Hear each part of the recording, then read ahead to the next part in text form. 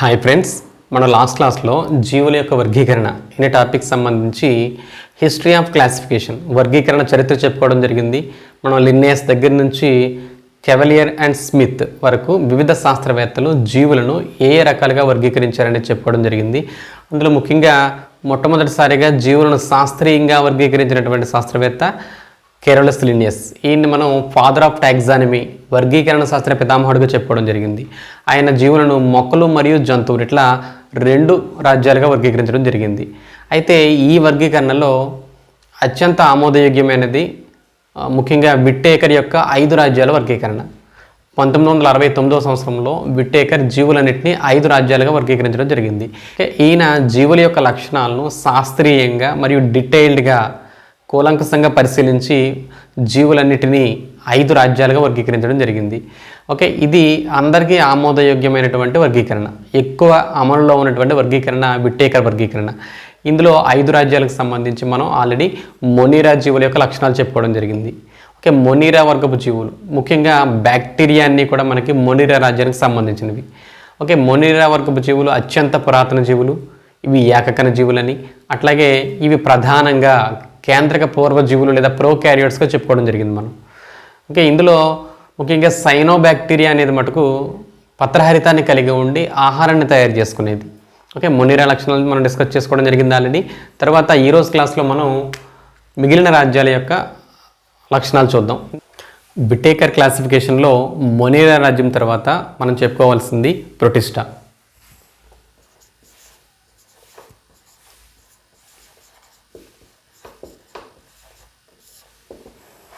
Protista ఈ రాజ్యాన్ని ప్రోటోసిస్టా అని కూడా పిలవడం జరుగుతుంది. ముఖ్యంగా ప్రొటిస్టా రాజ్యపు జీవుల యొక్క లక్షణాలు పరిశీలిస్తే ఈ రాజ్యంలో అత్యధిక శాతం జీవులు ఏకకణ జీవులు, అలాగే కొన్ని జీవులు బహుకణ జీవులుగా కూడా ఉంటాయి.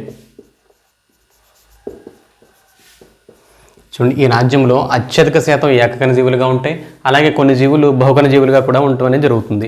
అయితే ఈ బహుకణ జీవులుగా ఉన్న జీవులను ప్రాథమిక దశలో ఉన్నటువంటి బహుకణ జీవులుగా చెప్తాం, ముఖ్యంగా శైవలాలు.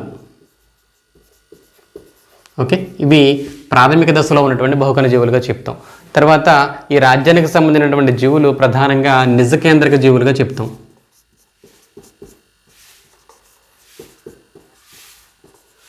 యూకారియోట్స్ అని పిలుస్తాం వీటిని. కేంద్రక పదార్థం చుట్టూ కేంద్రక త్వచాన్ని కలిగి ఉంటాయి కాబట్టి వీటన్నిటిని మనం నిజ కేంద్రక జీవులుగా చెప్తాం.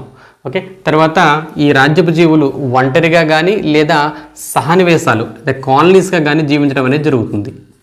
అయితే ఒంటరిగా కానీ లేదా సహనివేశాలుగా కానీ అంటే కొన్ని జీవులు కలిసి కొన్ని సమూహాలుగా జీవించడం అనేది జరుగుతుంది. ఇట్లా సహనివేశాలుగా కానీ జీవిస్తాయి.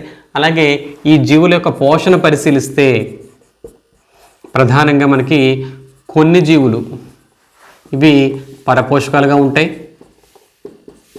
ముఖ్యంగా ప్రోటోజోవా వర్గపు జీవులు. అలాగే కొన్ని జీవులు స్వయం పోషకాలుగా ఉంటాయి. ఓకే, ఇవి శైవలాలు. 2 రకాల పోషణ చూస్తాం. కొన్ని జీవులు ఇతర జీవుల మీద ఆధారపడి పరాన్న జీవులుగా అలాగే పరపోషకాలుగా జీవించడం అనేది జరుగుతుంది. ఉదాహరణకు ప్రోటోజోవా వర్గానికి సంబంధించినటువంటి కొన్ని జీవులు.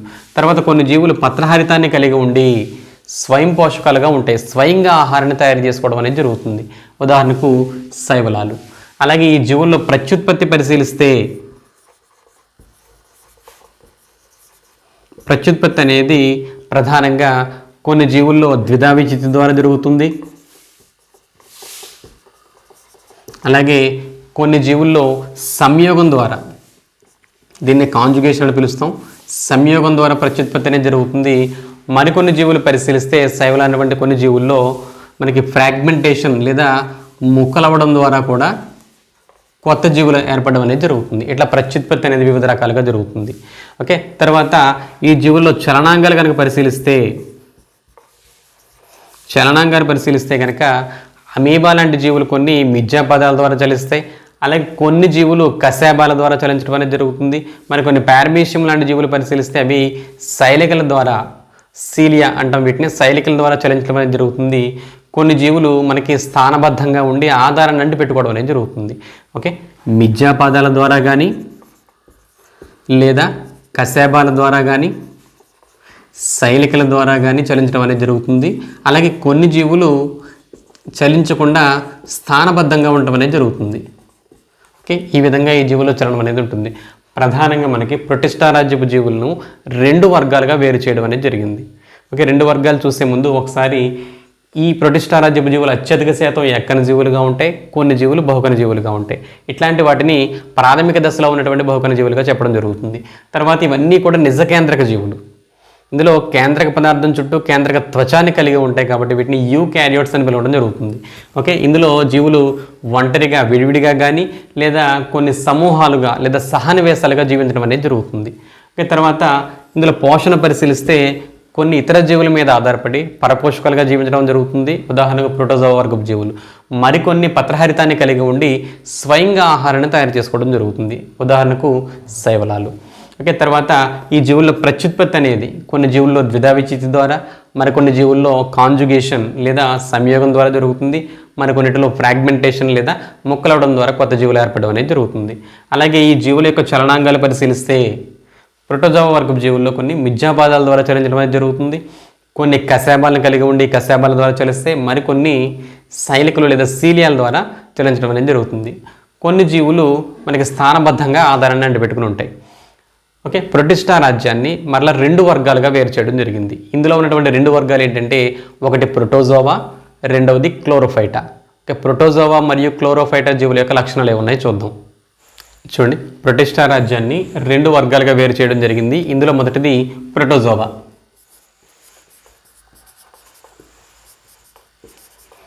ఓకే, ప్రోటోజోవా వర్గపు జీవుల యొక్క లక్షణాలు పరిశీలిస్తే ఇవన్నీ కూడా ఏకకణ జీవులు.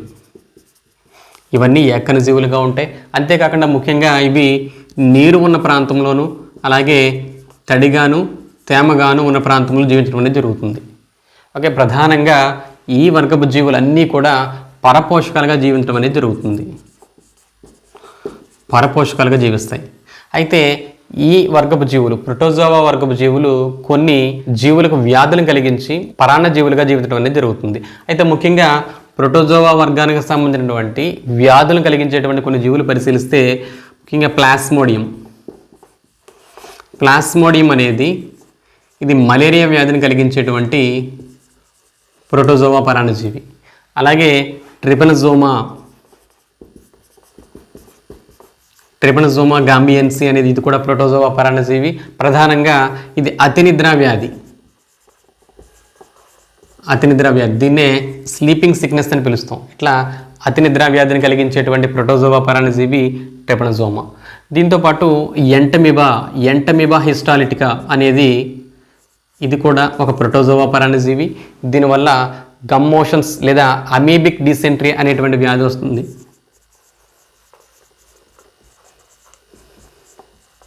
ఓకే, గమ్ మోషన్స్ లేదా అమీబిక్ డిసెంట్రీ ఇట్లాంటి వ్యాధిని కలిగించేటువంటి ఇవి ప్రోటోజోవా పరాన్నజీవులు. ఓకే, ఈ వర్గపు జీవుల్లో ఉదాహరణ మనం చెప్పుకుంటే కొన్ని అమీబా, పారమీషియం, యుగ్లినా ఇవన్నీ కూడా ప్రోటోజోవా వర్గానికి చెందినటువంటి కొన్ని జీవులు. ఇవి చాలా వరకు స్వతంత్రంగా జీవించడం అనేది జరుగుతుంది. అలాగే కొన్ని జీవులు ఇతర జీవులకు వ్యాధులను కలిగించి పరాన్న జీవులుగా జీవించడం అనేది జరుగుతుంది. ఓకే, ఇందులో అమీబాని పరిశీలిస్తే అమీబా మిథ్యాపాదాల ద్వారా చలిస్తుంది. ఓకే, అలాగే పారమీషియం ఇది కాలిచిప్ప ఆకారంలో ఉంటుంది. చూడండి, పారమీషియం ఇది కాలిచిప్ప ఆకారంలో ఉంటుంది. ఇది శైలికల ద్వారా చలించడం అనేది జరుగుతుంది. ఓకే, అలాగే యుగ్లినా అనేది ఇది కశేబాల సహాయంతో చలించడం అనేది జరుగుతుంది. ఇట్లా వివిధ రకాల చలనావయాలు కలిగి ఉంటాయి ఇవి. అలాగే వీటిలో ప్రత్యుత్పత్తి అనేది ద్విధా విచ్ఛిత్తి ద్వారా కానీ లేదా బహుధా విచ్ఛిత్తి ద్వారా కానీ కొత్త జీవులు ఏర్పడడం అనేది జరుగుతుంది. ఇది ప్రోటోజోవా వర్గపు జీవుల యొక్క లక్షణాలు. ఇవన్నీ కూడా ఏకకణ జీవులు. ఇవి నీరు అలాగే తడి తేమ ఉన్న ప్రదేశంలో ఎక్కువగా జీవించడం అనేది జరుగుతుంది. కొన్ని మంచినీటిలో నివసించేటువంటి జీవులు, అలాగే కొన్ని ఇతర జీవులకు వ్యాధులు కలిగించేటువంటి పరాన్న జీవులుగా కూడా ఉంటాయి. ఈ జీవులన్నీ కూడా పరపోషకాలుగా ఉంటాయి. ఇందులో వ్యాధులు కలిగించే జీవులు పరిశీలిస్తే ముఖ్యంగా ప్లాస్మోడియం, దీనివల్ల మలేరియా వ్యాధి రావడం అనేది జరుగుతుంది. అయితే మలేరియా వ్యాధిని వ్యాపింపచేసేటువంటిది దోమలు, ముఖ్యంగా ఆడ ఎనాఫిలస్ దోమ. ఇది మలేరియా వ్యాధిని వ్యాపింపచేసేటువంటి జీవి. అయితే మలేరియా వ్యాధిని కలిగించేది ప్లాస్మోడియం అనేటువంటి ప్రోటోజోవా పారాసైట్. ఓకే, అలాగే మలేరియా వ్యాధిని వ్యాపింపజేసేది ఆడే అనాఫిలస్తోమా. తర్వాత ట్రిపనోజోమా గాంబియన్సీ, ఇది ప్రోటోజోవా పరాన్నజీవి. దీనివల్ల వచ్చేటువంటి వ్యాధి అతినిద్ర వ్యాధి, దీన్ని స్లీపింగ్ సిక్నెస్ అని పిలుస్తాం. అలాగే తర్వాత ఎంటమీబా హిస్టాలిటికా, ఓకే, ఇది కూడా ఒక ప్రోటోజోవా పరాన్నజీవి. దీనివల్ల వచ్చేటువంటి వ్యాధి అమీబిక్ డిసెంట్రీ. ఓకే, ఇది ప్రోటోజోవా జీవుల యొక్క లక్షణాలు. తర్వాత క్లోరోఫైటా జీవుల యొక్క లక్షణాలు ఏమున్నాయి చూద్దాం. ప్రొటిస్టా రాజ్యంలో మనకి ప్రోటోజోవా తర్వాత క్లోరోఫైటా.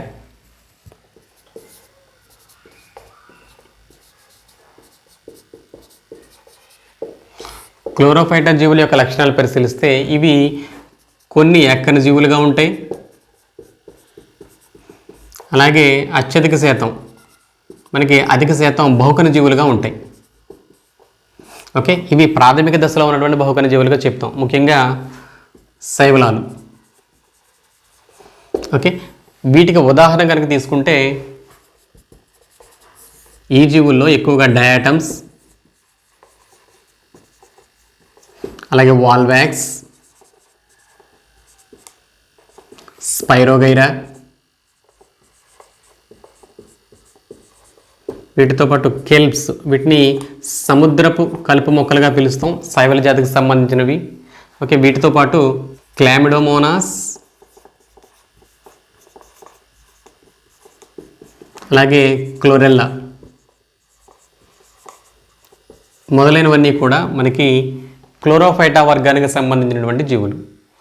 ఓకే, ఇందులో ప్రధానంగా మనకి డయాటమ్స్ని కనుక తీసుకుంటే ఇవి సముద్రంలో తేలియాడుతూ ఉంటాయి. ముఖ్యంగా ఇవి ఏకకణ జీవులు, పత్రహరితాన్ని కలిగి ఉండి స్వయంగా ఆహారాన్ని తయారు చేసుకుంటూ సముద్రంలో ఉండేటువంటి అనేక ఇతర జీవులకి ఇవి ఆహారంగా ఉపయోగపడుతూ ఉంటాయి. అందువల్ల డయాటమ్స్ని ఏమని పిలుస్తామంటే సముద్రంలో తేలియాడేటువంటి పచ్చక బయలుగా పిలుస్తాం, అంటే ఫ్లోటింగ్ ఫాచర్స్ ఆఫ్ సీ అని పిలుస్తారు వీటిని.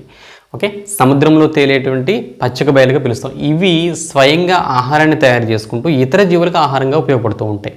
ఓకేనా, అంతేకాకుండా మనకి సముద్రపు కలుపు మొక్కలు కొన్నిటిని పరిశీలిస్తే వాటిని కెల్ప్స్ అని పిలుస్తాం. ఓకే, భూమి మీద ఉండేటువంటి జీవులకు అత్యధిక శాతం ఆక్సిజన్ని విడుదల చేసేటువంటి జీవులు క్లోరోఫైటా వర్గానికి సంబంధించినటువంటి జీవులు, ముఖ్యంగా డయాటమ్స్ లాంటివి. ఓకే, భూమి మీద ఉండేటువంటి జీవులకు అత్యధిక శాతం ఆక్సిజన్ని విడుదల చేసేటువంటి వర్గం మనకి క్లోరోఫైటా వర్గం. ఓకేనా, ఈ వర్గానికి సంబంధించినటువంటి డయాటమ్స్ కానీ సీ కెల్ప్స్ కానీ ఇట్లాంటివన్నీ కూడా మనకి ఆక్సిజన్ ఎక్కువ ప్రొడ్యూస్ చేస్తూ ఉంటాయి. అలాగే సముద్రంలో ఉండేటువంటి జీవులకు ప్రధాన శక్తి వనరులు కూడా ఇవి కెల్ప్స్, అలాగే డయాటమ్స్ అనేవి ప్రధాన శక్తి వనరులుగా ఉపయోగపడుతూ ఉంటాయి. ఓకే, ఇందులో సముద్రపు కలుపు మొక్కలు అనేటువంటి కెల్ప్స్ నుంచి కొన్నిటి నుంచి అయోడిన్ తయారు చేయడం అనేది జరుగుతుంది.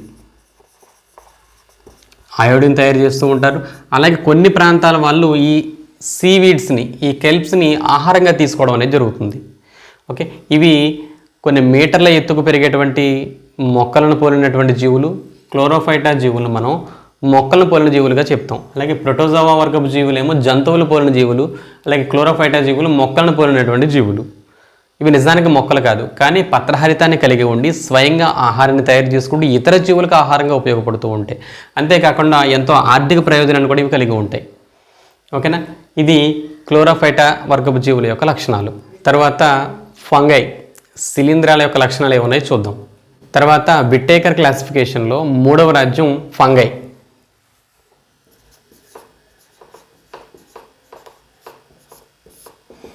ఫంగై, ఈ రాజ్యాన్ని మనం శిలీంధ్రాలు అని కూడా పిలుస్తాం, శిలీంధ్రాలు అంటాం. ఈ రాజ్యపు జీవుల యొక్క లక్షణాలు పరిశీలిస్తే ఇవి కొన్ని జీవులు ఏకకణ జీవులుగా ఉంటాయి,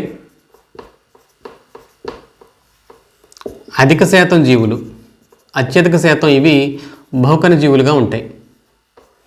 ఓకే, ఇందులో కొన్ని జీవులు ఏకకణ జీవులుగా ఉంటాయి, ముఖ్యంగా ఉదాహరణ ఈస్ట్. ఓకే, ఇందులో ఈస్ట్ ఉదాహరణగా తీసుకుంటే ఈస్ట్ అనేది ఏకకణ జీవులకు ఉదాహరణ. ఓకే, అత్యధిక శాతం జీవులు బహుకణ జీవులుగా ఉంటాయి. అంతేకాకుండా ఈ రాజ్యపు జీవులన్నీ కూడా నిజకేంద్రక జీవులుగా చెప్తాం. నిజకేంద్రక జీవులు, ఈ జీవుల యొక్క కణాలలో కేంద్రక పదార్థం చుట్టూ కేంద్రక త్వచం ఉంటుంది కాబట్టి వీటిని యూకారియోటిక్ ఆర్గానిజమ్స్ అని పిలుస్తాం, నిజకేంద్రక జీవులు. ఈ జీవుల్లో పోషణ పరిశీలిస్తే ముఖ్యంగా ఈ రాజ్యపు జీవులన్నీ కూడా పరపోషక జీవులు, పరపోషకాలు. ముఖ్యంగా వీటిలో పోషణ అనేది పూతికాహార పోషణ జరుగుతుంది.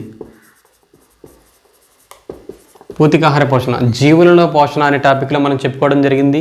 ముఖ్యంగా సాప్రోఫైటిక్ ఆర్గానిజమ్స్ అని పిలుస్తాం వీటిని. సాప్రోఫైట్స్ అంటే they can get the food materials from dead and decaying organisms అంటాం. అంటే చనిపోయిన లేదా కుళ్ళిపోతున్నటువంటి జంతువృక్ష కళేబరాల నుంచి ఆహారాన్ని పొందేటువంటి జీవులను పూతికాహార జీవులు లేదా సాప్రోఫైట్స్ అని పిలుస్తాం. అట్లా కుళ్ళిపోతున్నటువంటి ఆకుల నుంచి కానీ, దొంగల నుంచి కానీ, లేదా జంతు వృక్ష కళేబరాల నుంచి వాటిని విచ్ఛిన్నం చేసి ఆహార పదార్థాలను శోషించుకోవడం జరుగుతుంది. అందువల్ల వీటిలో పోషణ సాప్రోఫైటిక్ న్యూట్రిషన్ లేదా పూతికాహార పోషణ. అలాగే ఈ జీవుల్లో ప్రత్యుత్పత్తి పరిశీలిస్తే ఇందులో ప్రత్యుత్పత్తి అనేది ప్రధానంగా సిద్ధ బీజాల ద్వారా జరుగుతుంది. ఓకే, సిద్ధ బీజాల ద్వారా జరుగుతుంది. అలాగే కొన్నిటిలో ముక్కలవ్వటం లేదా ఫ్రాగ్మెంటేషన్ ద్వారా జరుగుతుంది. ముక్కలవ్వడం లేదా ఫ్రాగ్మెంటేషన్. అలాగే ఈస్ట్లో పరిశీలిస్తే కనుక మనకి ప్రత్యుత్పత్తి అనేది బడ్డింగ్, దీన్నే కోరకీ భవనం అని కూడా పిలుస్తాం. కోరకీ భవనం ద్వారా ప్రత్యుత్పత్తి అనేది జరుగుతుంది. మనకి శిలీంధ్రాల్లో కొన్ని సిద్ధ బీజాలను ఉత్పత్తి చేసి ప్రత్యుత్పత్తి జరుపుకుంటే, అలాగే కొన్ని శిలీంధ్ర తంతువులు ముక్కలవ్వడం ద్వారా కొత్త జీవులుగా మారడం అనేది జరుగుతుంది. అలాగే ఈస్ట్ లాంటి శిలీంధ్రాలను కనుక మనం పరిశీలిస్తే వీటిలో కోరకీ భవనం లేదా బడ్డింగ్ ద్వారా కొత్త జీవులు ఏర్పడడం అనేది జరుగుతుంది. తర్వాత ఈ జీవుల్లో చలనాన్ని పరిశీలిస్తే ప్రధానంగా ఇవి చలనరహితంగా ఉంటాయి, స్థానబద్ధంగా ఉండి ఆధారాన్ని అంటిపెట్టుకుని తడి గోడలకు కానీ లేదా రాళ్ళకు కానీ అంటిపెట్టుకుని ఉండడం అనేది జరుగుతుంది. ముఖ్యంగా తడి మరియు తేమ ఉన్న ప్రాంతాల్లో ఎక్కువగా పెరుగుతూ ఉంటాయి. ఓకే, ఇవి స్థానబద్ధంగా ఆధారాన్ని అంటిపెట్టుకుని ఉండడం అనేది జరుగుతుంది. ఈ జీవులకు ఉదాహరణ తీసుకుంటే ముఖ్యంగా పుట్టగొడుగులు,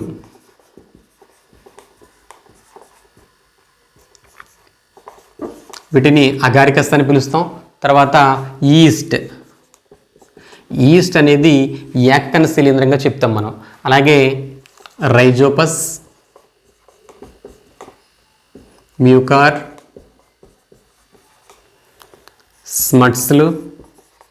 స్మట్స్, అలాగే రస్ట్స్, వీటితో పాటు పెన్సిలియం,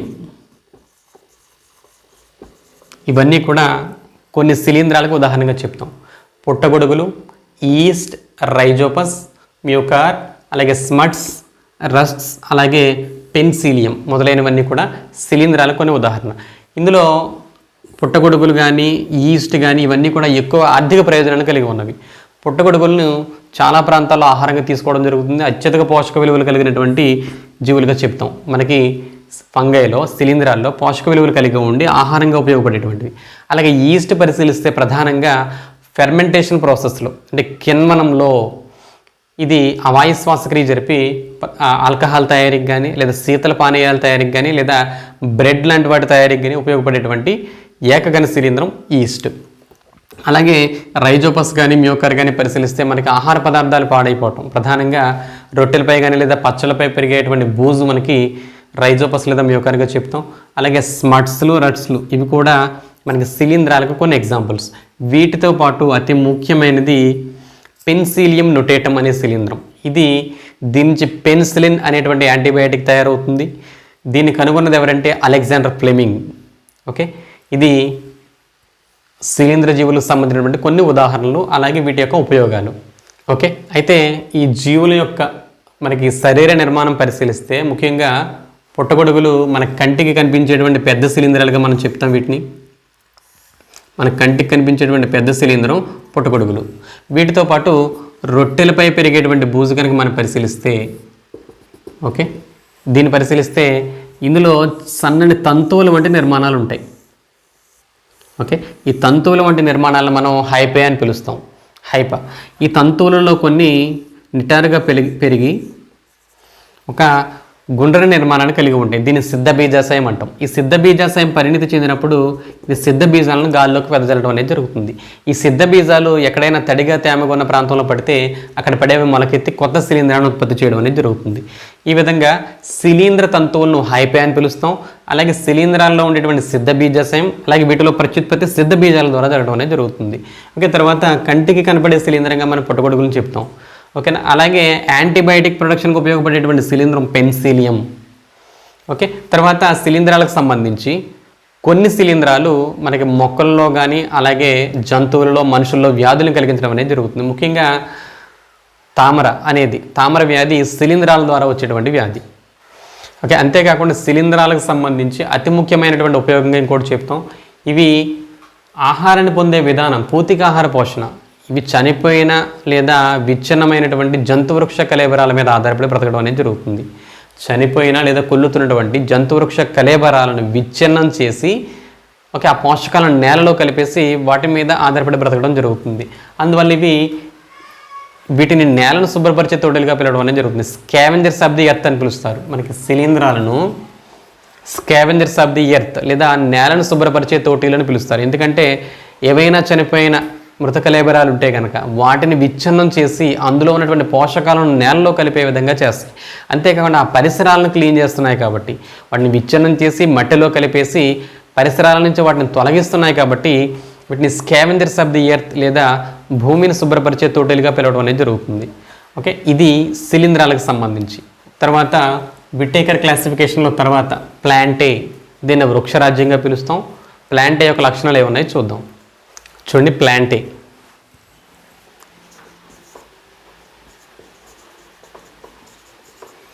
దీన్ని మనం వృక్షరాజ్యంగా కూడా పిలుస్తాం.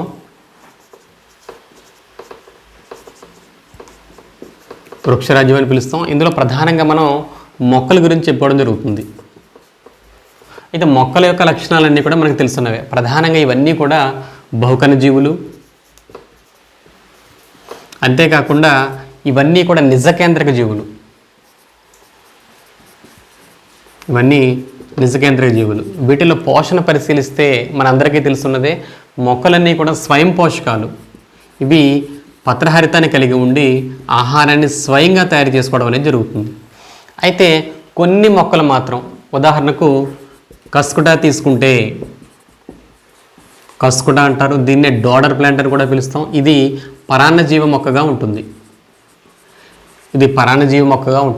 ఓకే, మొక్కలన్నీ కూడా స్వయం పోషకాలే ఎక్సెప్ట్ కస్కుటా లాంటి కొన్ని జీవులు తప్ప. అలాగే కొన్ని మొక్కలు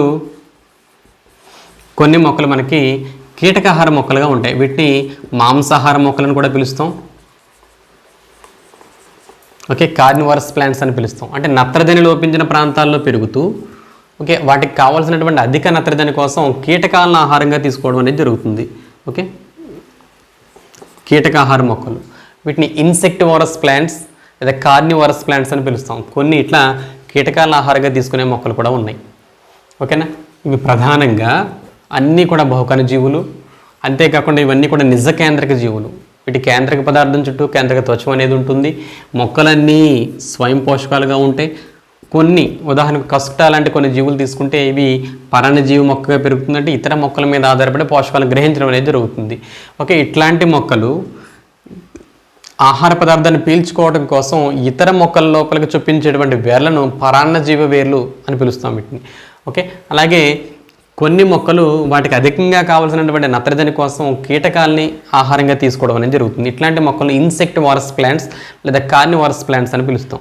ఓకే, తర్వాత మొక్కల యొక్క చలనాన్ని పరిశీలిస్తే ఇవి వేర్ల సహాయంతో నేలలో పాతుకుని స్థిరంగా పెరగడం అనేది జరుగుతుంది. ఓకే, ఇవన్నీ కూడా స్థానబద్ధ జీవులు.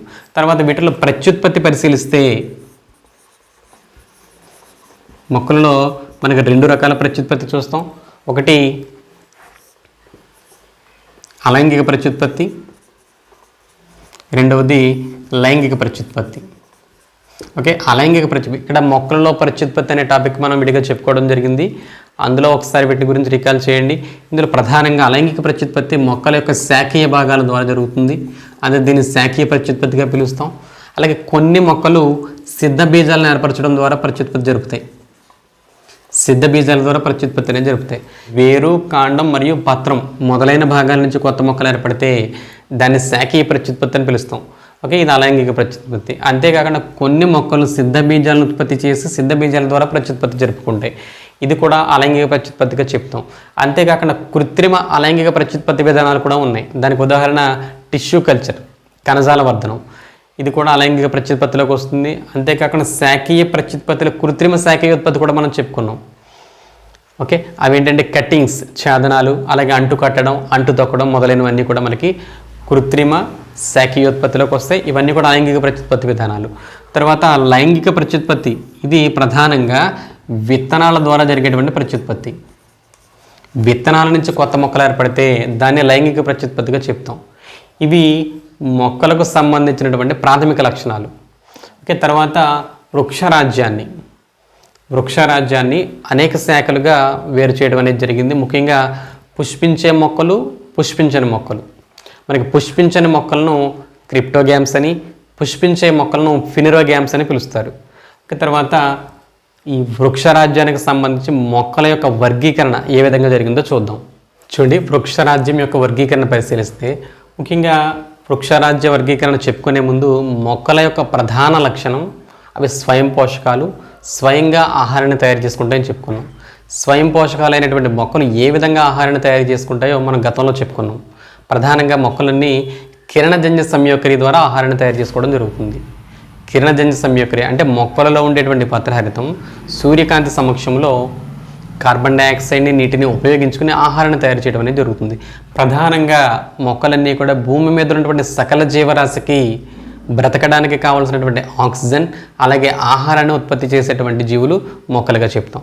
ఇవి స్వయం పోషకాలుగా ఉంటూ ఇతర జీవులకు కావాల్సినటువంటి ఆహారాన్ని అలాగే ఆక్సిజన్ ఉత్పత్తి చేయడం అనేది జరుగుతుంది. ఓకే, మొక్కల యొక్క ఉపయోగాల తర్వాత చెప్పుకుందాం. ఓకే, ఇక్కడ మనకి వృక్షరాజ్యం యొక్క వర్గీకరణ ఎలా జరిగిందో చూద్దాం. ఇందులో ప్రధానంగా భూమి మీద ఉండేటువంటి మొక్కలన్నింటినీ ప్రధానంగా 2 వర్గాలుగా వేరు చేయడం జరిగింది. అందులో ఒకటి పుష్పించని మొక్కలు, రెండవది పుష్పించే మొక్కలు. పుష్పించని మొక్కలు వీటిని నాన్ ఫ్లవరింగ్ ప్లాంట్స్ అంటాం. ఓకే, వీటిని క్రిప్టోగ్యామ్స్ అని కూడా పిలుస్తాం. క్రిప్టోగ్యామ్స్ లేదా నాన్ ఫ్లవరింగ్ ప్లాంట్స్. వీటిని మరలా 2 విభాగాలుగా వేరు చేయడం అనేది జరిగింది. ఇందులో ఒకటి బ్రయోఫైటా, రెండవది టెరిడోఫైటా. ఓకే, ఇది పుష్పించని మొక్కలు లేదా నాన్ ఫ్లవరింగ్ ప్లాంట్స్ సంబంధించి వీటిని క్రిప్టోగ్యామ్స్ అని కూడా పిలుస్తాం. బ్రయోఫైటాకి ఎగ్జాంపుల్గా మనం మాస్ మొక్కలు చెప్తాం. అలాగే టెరిడోఫైటాకి ఎగ్జాంపుల్గా మనం ఫెర్న్ మొక్కలు చెప్తాం. ఓకే, తర్వాత పుష్పించే మొక్కలు పరిశీలిస్తే పుష్పించే మొక్కలను ప్రధానంగా మళ్ళీ 2 విభాగాలుగా వేరు చేయడం జరిగింది. అవి 2 ఏంటంటే ఒకటి వివృత బీజాలు, రెండవది ఆవృత బీజాలు. ఓకే, వివృత బీజ మొక్కలు అంటే వీటిని జిమ్నోస్పెర్మ్స్ అని పిలుస్తాం. ఆవృత బీజ మొక్కలు దీన్ని యాంజియోస్పెర్మ్స్ అంటాం. వివృత బీజ మొక్కలకు ఉదాహరణగా మనం సైకస్ అలాగే ఫైనస్ మొక్కలు చెప్తాం. ఓకే, తర్వాత ఆవృత బీజ మొక్కలను మళ్ళా 2 వర్గాలుగా వేరు చేయడం జరిగింది. ఇందులో ఒకటి మోనోకాట్ ఏకదళ బీజాలు, రెండవది ద్విదళ బీజాలు. ఓకే, ఇట్లా ఆవృత బీజ మొక్కలను ఏకదళ బీజ మొక్కలు మరియు ద్విదళ బీజ మొక్కలుగా వేరు చేయడం జరిగింది. ఇందులో ఏకదళ బీజ మొక్కలకు ఉదాహరణగా మనం గడ్డి జాతి మొక్కలు చెప్తాం. వరి, గోధుమ, మొక్కజొన్న అలాగే కొబ్బరి, తాటి ఇవన్నీ కూడా ఏకదళ బీజ మొక్కలుగా చెప్తాం. తర్వాత ద్విదళ బీజ మొక్కలు, దీనికి ఉదాహరణ మామిడి, ఇట్లా పండ్ల మొక్కలు, కూరగాయల మొక్కలు అన్నీ కూడా మనకి ద్విదళ బీజ మొక్కలకు ఉదాహరణగా చెప్తాం. ఇది వృక్షరాజ్యం యొక్క వర్గీకరణ. ఒకసారి చూద్దాం. వృక్షరాజ్యంలో ఉండేటువంటి మొక్కలన్నింటినీ ప్రధానంగా 2 శాఖలుగా వేరు చేయడం జరిగింది. ఒకటి పుష్పించిన మొక్కలు, దీన్ని క్రిప్టోగ్యామ్స్ అంటాం. రెండోది పుష్పించే మొక్కలు, వీటిని ఫినిరోగ్యామ్స్ అని పిలుస్తాం. ఓకే, తర్వాత పుష్పించిన మొక్కలను బ్రయోఫైటా మరియు టెరిడోఫైటా అని చెప్పి 2 వర్గాలుగా వేరు చేయడం జరిగింది. బ్రయోఫైటా ఎగ్జాంపుల్ మాస్ మొక్కలు, టెరిడోఫైటా ఎగ్జాంపుల్ ఫెర్న్ మొక్కలు. తర్వాత పుష్పించే మొక్కల్లో వీటిని వివృత బీజ మొక్కలు అలాగే ఆవృత బీజ మొక్కలుగా జిమ్నోస్పెర్మ్స్ అండ్ యాంజియోస్పెర్మ్స్గా వేరు చేయడం జరిగింది. ఓకే, వివృత బీజ మొక్కల్లో ఎగ్జాంపుల్ ఏంటంటే సైకస్ మరియు ఫైనస్. అలాగే యాంజియోస్పెర్మ్స్ లేదా ఆవృత బీజ మొక్కలకు ఉదాహరణ ఇవి మళ్ళీ 2 వర్గాలుగా వేరు చేయడం జరిగింది. ఒకటి మోనోకాట్, 2 డైకాట్, ఏకదళ బీజ మొక్కలు, ద్విదళ బీజ మొక్కలు. ఓకే, ఈ మొక్కల యొక్క లక్షణాలు ఏమున్నాయి చూద్దాం. మనకి బ్రయోఫైటా దగ్గర నుంచి ద్విదళ బీజ మొక్కల వరకు వివిధ వర్గాలలో ఉండేటువంటి వివిధ విభాగాలలో ఉండేటువంటి ఆ మొక్కల యొక్క లక్షణాలు ఏమున్నాయి చూద్దాం. మొక్కలలో పుష్పించిన మొక్కలు, వీటిని మనం క్రిప్టోగ్యామ్స్ అని పిలుస్తాం. వీటిని ప్రధానంగా మనం 2 వర్గాలుగా వేరు చేస్తాం. ఇందులో ఒకటి బ్రయోఫైటా, రెండవది టెరిడోఫైటా. ఓకే, ఇందులో మొదట బ్రయోఫైటా జీవుల యొక్క లక్షణాలు చూద్దాం.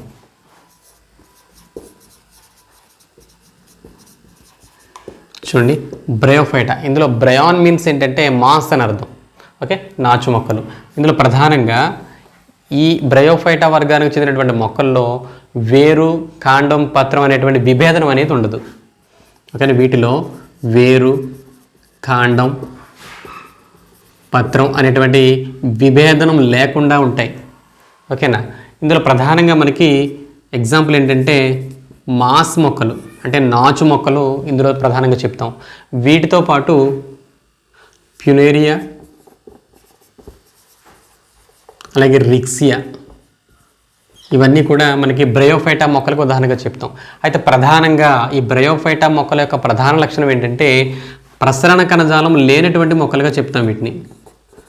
ప్రసరణ కణజాలం లేని మొక్కలు. ఓకే, అంతేకాకుండా ఈ మొక్కలు అటు నేల మీద అలాగే నీటిలోను ఎక్కడైనా సరే ఇవి జీవించగలిగే స్థాయిని కలిగి ఉంటాయి. కాబట్టి ఈ మొక్కలను, బ్రయోఫైటా మొక్కలను యాంఫీబియన్స్ ఆఫ్ ది ప్లాంట్ కింగ్డమ్గా చెప్తాం. అంటే మొక్కలకు సంబంధించి ఉభయచరాలుగా చెప్తాం వీటిని. ఓకే, ఉభయచరాల మొక్కలు లేదా ఉభయచర మొక్కలుగా పిలుస్తాం వీటిని. ఓకే, బ్రయోఫైటా మొక్కల్లో మనకి ఇవి వేరు, కాండం, పత్రం అనేటువంటి విభేదనం లేకుండా ఒకే విధంగా ఉండటం అనేది జరుగుతుంది. ముఖ్యంగా ఇవి నాచు మొక్కలకు సంబంధించినవి. దీనికి ఉదాహరణ తీసుకుంటే మాస్ మొక్కలు, ప్యునేరియా, రిక్సియా మొదలైనవన్నీ కూడా మనకి బ్రయోఫైటాకి ఎగ్జాంపుల్గా చెప్తాం. ఇందులో ప్రధానంగా ప్రసరణ కణజాలం లేనటువంటి మొక్కలు, అలాగే మొక్కలకు సంబంధించి అతి ప్రాథమిక స్థాయి మొక్కలుగా మనం బ్రయోఫైటా మొక్కలు చెప్తాం. తర్వాత వీటిని amphibians of the plant Kingdom అంటే ఉభయచర మొక్కలుగా పిలుస్తాం వీటిని. ఓకే, ఇందులో ప్రధానంగా పురుష ప్రత్యుత్పత్తి భాగం అలాగే స్త్రీ ప్రత్యుత్పత్తి భాగం అనేవి ఉంటాయి. ప్రధానంగా ఇందులో పుష్పాలు కానీ, ఫలాలు కానీ, విత్తనాలు కానీ లేనివి. అందుకనే వీటిని పుష్పించిన మొక్కలుగా చెప్తున్నాం మనం. అయితే ప్రధానంగా వీటిలో ప్రత్యుత్పత్తి నిర్మాణాలు అనేవి ఉంటాయి. అందులో పురుష ప్రత్యుత్పత్తి నిర్మాణం, దీన్ని యాంథ్రిడీగా పిలుస్తాం. అలాగే స్త్రీ ప్రత్యుత్పత్తి నిర్మాణాన్ని దీన్ని ఆర్కిగోనియా అని పిలుస్తాం. ఇలా మేల్ మరియు ఫిమేల్ రిప్రొడక్టివ్ ఆర్గాన్స్ అనేవి ఈ జీవుల్లో కనిపిస్తూ ఉంటాయి. ఓకే, ఇది బ్రయోఫైటా వర్గపు జీవుల యొక్క లక్షణాలు. ఓకే, తర్వాత టెరిడోఫైటా వర్గపు మొక్కలు. టెరిడోఫైటాకి ఉదాహరణగా మనం ఏం చెప్తామంటే ఫెర్న్ మొక్కలు చెప్తాం.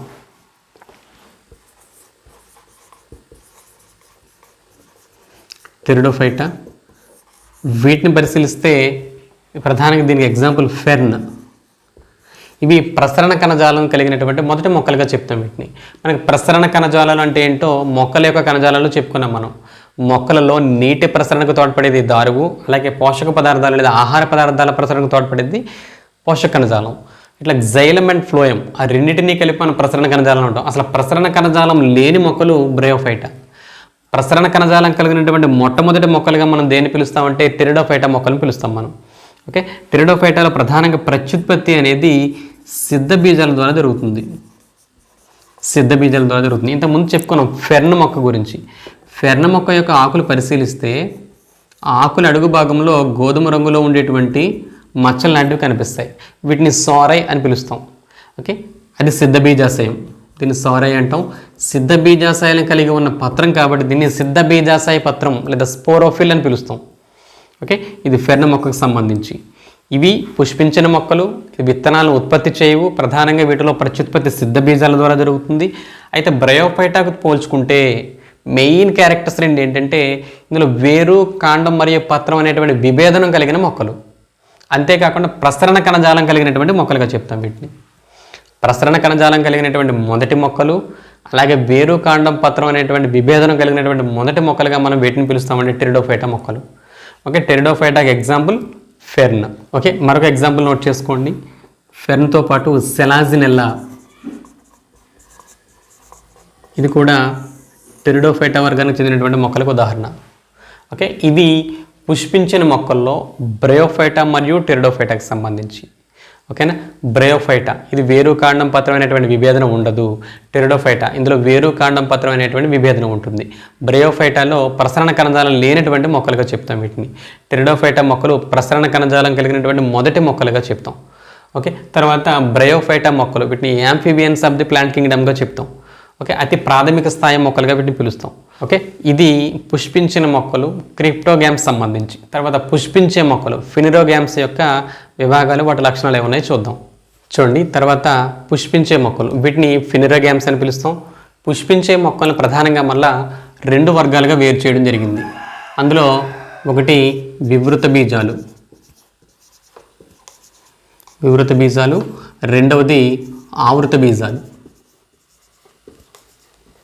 ఓకే, వివృత బీజాలు వీటిని జిమ్నోస్పెర్మ్స్ అని పిలుస్తాం. ఆవృత బీజాలను యాంజియోస్పెర్మ్స్ అంటాం. ప్రధానంగా వీటిని వివృత బీజం అంటే అర్థం ఏంటంటే ఓపెన్ సీడెడ్ ప్లాంట్స్ అని అర్థం. అంటే విత్తనాలు, బీజాలు అంటే విత్తనాలు వివృతంగా ఉంటాయి, అంటే ఓపెన్గా ఉంటాయి. సాధారణంగా మనం చూసేటువంటి పండ్లు కానీ కూరగాయలు కానీ పరిశీలిస్తే విత్తనాలు అనేవి ఫలం లోపల ఉంటాయి.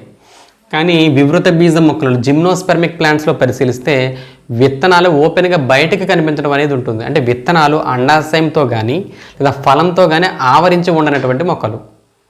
ఓకే, ఓపెన్ సీడెడ్ ప్లాంట్స్ అంట వీటిని. ఓకే, విత్తనాలు ఓపెన్గా బయటకు కనిపించడం అనేది జరుగుతుంది. ఇట్లాంటి మొక్కలు మనం వివృత బీజ మొక్కలుగా పిలుస్తాం. ఓకే, ఇందులో మనకి దారునాళాలు అనేవి ఉండవు. ప్రధానంగా ఈ మొక్కల యొక్క లక్షణాలు పరిశీలిస్తే దారునాళాలు ఉండవు.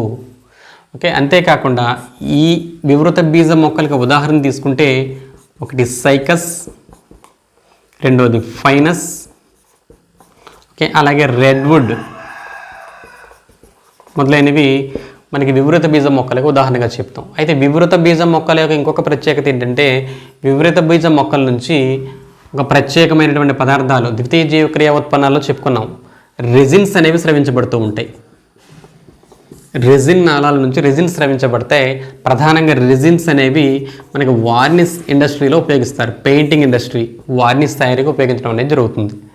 ఓకేనా, వివృత బీజ మొక్కలు అంటే ఓపెన్ సీడెడ్ ప్లాంట్స్ అంటాం. విత్తనాలు ఫలం లోపల లేకుండా మనకి ఓపెన్గా కనిపించడం అనేది జరుగుతుంది. అంటే విత్తనాలు గుత్తులుగా ఉంటాయి. ఈ గుత్తులుగా ఉన్నటువంటి విత్తనాలని మనం కోన్స్ లేదా శంకులుగా పిలుస్తాం. శంకువులు, ఓకే, కోన్స్ అని పిలవడం జరుగుతుంది. తర్వాత ప్రధానంగా వీటిలో దారునాళాలు అనేవి ఉండవు.